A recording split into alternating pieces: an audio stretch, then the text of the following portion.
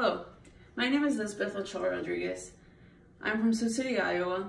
I'm a criminal justice major and I'm a junior this year, hoping to graduate in fall of 2019.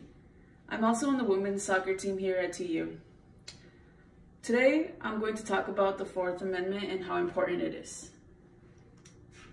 Fourth Amendment, freedom from unreasonable searches and seizures. This is the most important constitutional right in policing because it involves detentions, stops, arrests, and searches of people, motor vehicles, and places. Violations of this right can lead to criminal or civil liability for the police.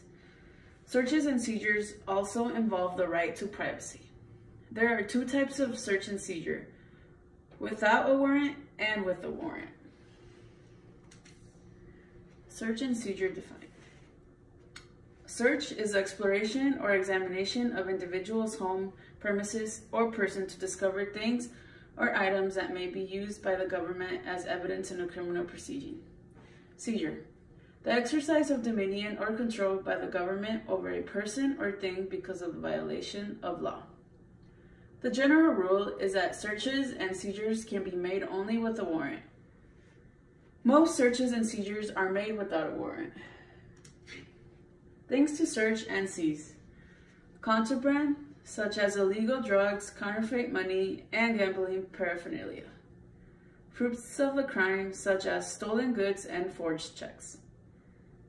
Instrumentalities of the crime, such as weapons and burglary tools. Mere evidence of the crime, such as clothing with bloodstains of the victim, or victim's shoes or mask. The time allowed for a search.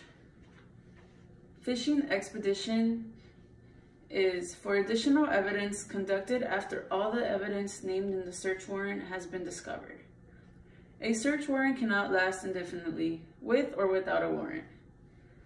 Once the item mentioned in the warrant is recovered, the search must cease. Continued search without justification becomes a fishing expedition for evidence and is illegal. After the search. After the search, police practice is to give the occupant a list of the items that were seized. Leave the list where it can be seen if no one is on the premises. In City of West Covina versus Perkins, the court held that the police are not required by the Constitution to provide the owner of the seized property with a notice of remedies specified by state law for the property's return and the information necessary to use those procedures. Detailed notice of the state procedures for the return of the seized property are not required by the Due Process Clause of the Constitution in this case. Search and seizure without a warrant. A search warrant is a written order issued by a magistrate directing a peace officer to search for a property connected with the crime and bring it before the court. Must state facts that establish probable cause in a written and signed affidavit. Search or seizure is valid under the Fourth Amendment only if made with a warrant. Searches without a warrant can be valid, but they are exception rather than the rule. There are 4 requirements for a valid search. One of them, probable cause.